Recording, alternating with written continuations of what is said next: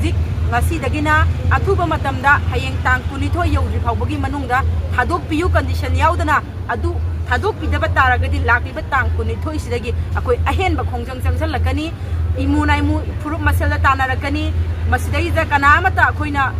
ngakpiba tawroi amadi yengba tawroi amadi tumina leithoi habas thawba Fakhiba Arambai gi Tenggol Echasing amadi khul ngakpai Echasing Fakhiba Phodakta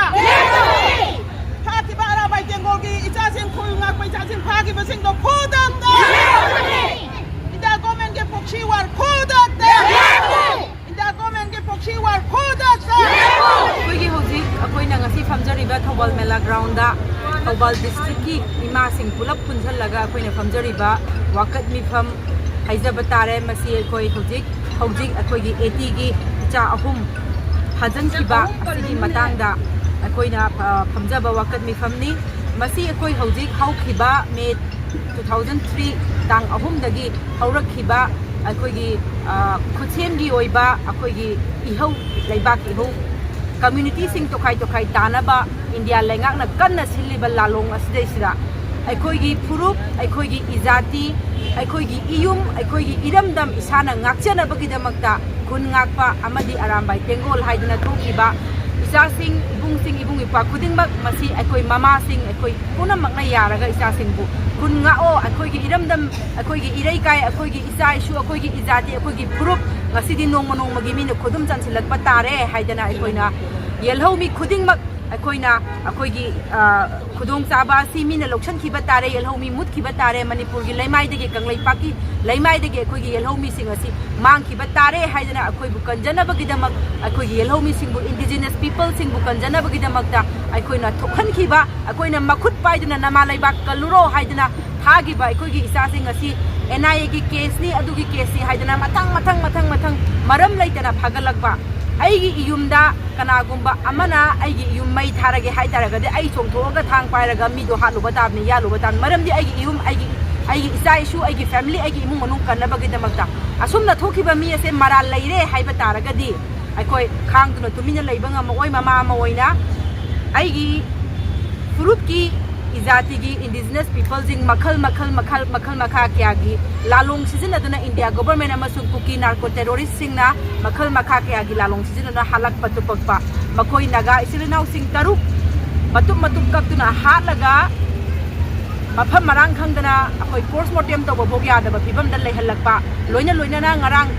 mafam dagi ahin nongyai da salaga etigi isilinau sing khulngak pasing mafam marang khangdana hagalakpa masi akoi strongly condemn tawi hariba mioi singasya condition amata yaudana Thadokadabani haibase koi Thoubal district masigi maikai dagi haijari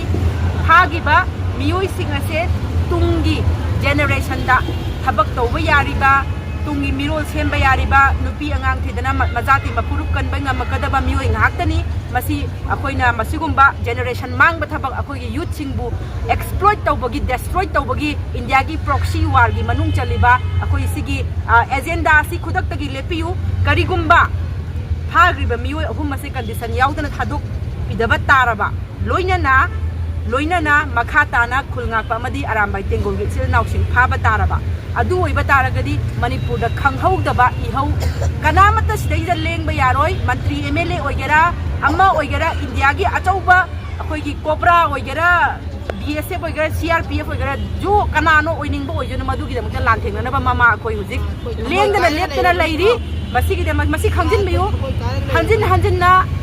langi baton thabigenu akoi santi pami akoi hingsa pamde akoi kuki gumna mi matum ka aga halaga chaba ngamba pizza bangamba jati do akoi dinatte aduna akoi da hanjin na langi baton thabigenu loinana hojik leiriba phibam masidaiza eti ichilinau Echasing khudingmak khulai thaduoga lining laisol gi thabak tawrage bajati mapurup ki damakta lining laisol dharma gi damakta akoi inat lining stage akoi pungning changjal lage haidana governor da khulai sinadana mama lising na sakhi oiraga thamgraba anirak ahumlak thokna khulai ji sinabada yarabra yadriba haidana raibak praja punamaka khanaraga governor na khuyek pidana ngapi senbigani makha tana makoida ahenba Karigumba hiram amata da phaba punba amana tauba amadi torture tauba mentally physically harass tauba amata tauroi haidana Manipur pumbada lairiba achau police officer army officer puna mangna yanaraga pi khraba khulai pikhat khraba makhutta khulai yaudraba lining lai shoda inat lining de mabukning sangdana laireba akhoigi isajing inaujing ibung ipajing bu haujing anau ba maral kaya pisallaga harak pahai bajidi akoi mama singda yam singna bamni masi singna birakanu singna bagi poloi afaba ma toiroi masi thadokna ba hairiba miyoi ohum mutum nauba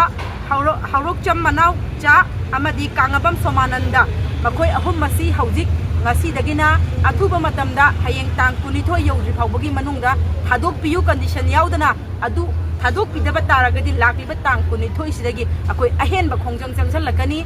imunaimu furup masala tanarakani masidai ja kanamata akoina ngakpiba tawroi amadi yengba tawroi amadi tumina leithoi haba Thoubal district ki imasingna media gi khuthangda praja miyamda government da amadi security ki forces singda thamjari